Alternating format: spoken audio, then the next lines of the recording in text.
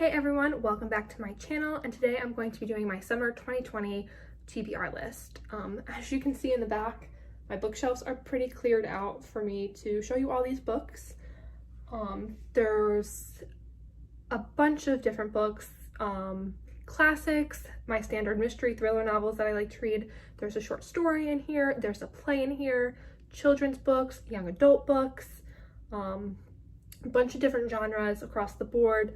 Some of them are actually from Book of the Month, which is a subscription box, which I talked about in my bookcase organization / tour video, and I'll explain it a little bit more when I get to those books. So let's get in. Actually, I do want to say this is not my first time trying to film. I actually tried to film last night, but there was a major storm, and this is what happened. Luna, oh, what a cool name, Louisa. Okay, so now let's actually get into this. The first book is The Little Prince. I am not going to try to read the author's name to you because I don't do well with names and it's just going to go really, really badly. I also noticed when I pulled this off my shelf to present to you, it says soon to be a major motion picture, which is kind of cool. Next book I have is The Secret Garden by Frances Hodgson Burnett. I actually bought this at a garage sale a few years back. I know it's a musical and I've heard some of the music from it. I just don't know the story, so I'm excited to read from the source material that they used. This book, as well as a few other on this list, I have previously read, and this is The Wizard of Oz. On the back it says there's no place like home. I absolutely loved this movie growing up, and I know this was the spin-off for the Wicked book, which was the spin-off for Wicked the musical, which I absolutely love. I've seen that 3 times on Broadway. I actually have that book, the spin-off, which is Wicked. I've never read this, but that's not on my list to read right now, so we'll move on from that. Now I have The Fellowship of the Ring by J.R.R. Tolkien, the first book in Lord of the Rings. This is the only fantasy book I have on my list right now. I don't have the other 2 books, and I talked about this in my unboxing when I unboxed this book. I'm not buying series out in full right now, so once I get through this, I can decide if I want to continue with the series or if I don't. But I'm excited to read it. I know it's super popular, and I watched the trailer for this movie, which ultimately pushed me over the edge to buy it. Another book that you can see in my unboxing is Invisible Man by Ralph Ellison. This book was a book Catherine Reed's read, and I'll link her channel in the description box. She really enjoyed it. It was not something that she would have picked up on her own. It was for a school assignment, and her review of it and how much she enjoyed it made me want to buy it as well. Another book I'm returning to is The Catcher in the Rye by J.D. Salinger.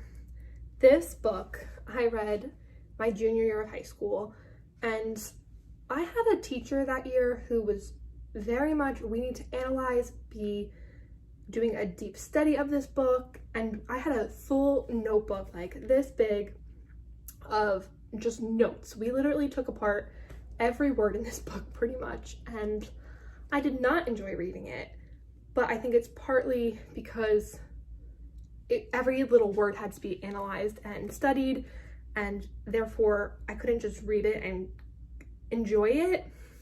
I also walked away, even though after taking all those notes, not understanding this book. So it's going to be interesting for me, having so many years have passed since I've read this, and to read it on my own. Maybe I'll understand it this time around, maybe I'll enjoy it. So I'm hoping, and this is, I think, a good time to revisit it. Another story that I'm revisiting that I read during my junior year of high school, and unlike Catcher in the Rye that I did not enjoy, I absolutely enjoyed The Crucible by Arthur Miller. This is my play on this TBR here. I loved this story about the Salem witch trials, and I'm super excited to read it, and I can't say how much I love this book, play, story. All right, something that I haven't read is The 17th Summer by Maureen Daly. This was also in my unboxing. This is credited as like the first YA novel, a summer romance. So what more of a perfect time to read it than in the summer? All right, this book is a collection of short stories by Truman Capote. This book has It's Breakfast at Tiffany's, House of Flowers, A Diamond Guitar, and A Christmas Memory. The only story that I have for this TBR is Breakfast at Tiffany's. I don't have plans to read those other 3 short stories at this point, but we'll see. Here is a book that I have not read, The Great Gatsby by F. Scott Fitzgerald. So when I was a junior in high school, half of like the juniors read Catcher in the Rye and the other half read The Great Gatsby. My junior year is also when the movie came out, like hugely popular movie. And I bought this trying to read it on my own, and I couldn't get into it. I don't know, I think I only got through like not even the first chapter, and I just couldn't get into it, and I put it aside to read at a later date. So I think this would be a good later date to retry. Then these are actually 2 books, Peter Pan by J.M. Barrie, and then Second Star by Alyssa B. Schimmel. This is a retelling of Peter Pan, and I used to love the Disney movie Peter Pan. I've seen the musical, the live action Peter Pan that they did on NBC, and I've seen Finding Neverland the musical, which is a story about J.M. Barrie and his journey into writing Peter Pan. So I do really like this story, and I want to read the original, and then I have the retelling. Now I have some classic novels.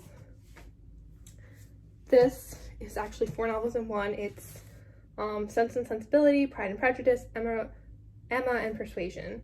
4 elegant, witty, and sophisticated novels considered with class, society, and romance. And this was in my unboxing, and there was the whole thing about the sticker. It's still not really off. I still have to work on this. More classics, Jane Eyre and Wuthering Heights, the Bronte sisters. Again, the sticker, peeling it off did not go so well for my unboxing. I have Little Women that I want to read. And as I'm going through these books, some of these are huge. Like, I don't think I'm going to be able to read every single book on this list, but aim high is what my thought was when I picked all these books out. Also, I think it's kind of fun when I do my wrap up to have videographic proof that these were the books that I wanted to read, and I can kind of compare and see where I'm at. So the next books that I have on this list are from Book of the Month. I joined back in 2017, and I pretty much have gotten, I think it's like over 30 books at this point from them, and I just started to read them. So these books have been sitting on my shelves for quite some time, but they're a collection. This is where my mystery and thriller novels are going to come in, but there's also some other genres. So let's go ahead. This is The Mothers by Britt Bennett. This is a fiction novel. I don't really remember what it's about, but I'm sure when I read the synopsis and I was like, oh, okay, that sounds like something I want to read. So that's that. Then I have, these are actually 2 books by the same author, Brian Greenwood, All the Ugly and Wonderful Things. This ended up being the 2016 book winner of the year for Book of the Month. And then The Reckless Oath We Made. These are both contemporary fiction. I have not read contemporary, and I don't know what made me pick these books up, and I didn't even realize till I was going through that it had the same author. So this will be my first time reading contemporary and Brian Greenwood. So I'm really hoping I like these stories and I like his writing, because if not, I have 2 books by him in the same genre that is just not what I read. But I also have determined if I don't like these, it's not the end of me trying to branch out and read contemporary, because that would be unfair to base it off one author. So This one is also different. It's a collection of essays, Shrill by Lindy West. Why do I want to say I feel like I heard about this becoming like a show or something? I don't know, but this when okay, my phone ran out of storage and stopped filming, so I fixed that, and now we're gonna just move on. Again, these are all still Book of the Month Club books. I have The Most Dangerous Place on Earth by Lindsay Lee Johnson. This is a young adult novel, and the other young adult novel I have here as well is You Will Know Me by Megan Abbott. All right, and then the rest of these books are mystery thriller books, which is the genre I read the most. So let's just keep going. Mystery, The Long Bright River by Liz Moore.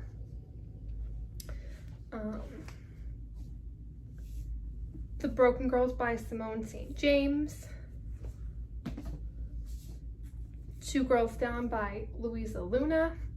I got cut off here on my first film through from the storm that cut out the power, and I know I was saying about how cool her name was, and yeah. I have The English Wife by Lauren Wilg. That's what we're going with. And The Woman in Cabin 10 by Ruth Ware. I have read all the summaries for all these books, but I remember this one the best, and I remember how excited I was to like get into this book, so I'm really excited that I put this on my TBR for the summer. Next up are thrillers, and these next two books are written by the same author, Lisa Jewell. Then She Was Gone and The Family Upstairs.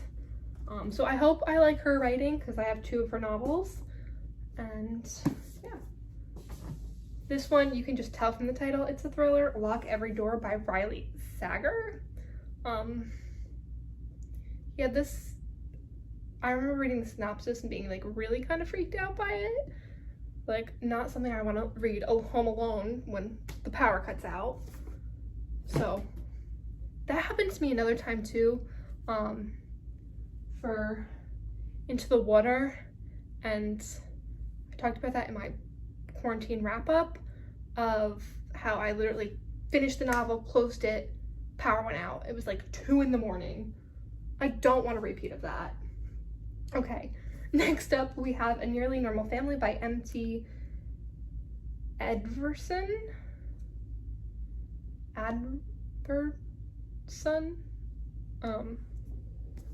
Okay. And then Lies She Told by Kate Houlihan.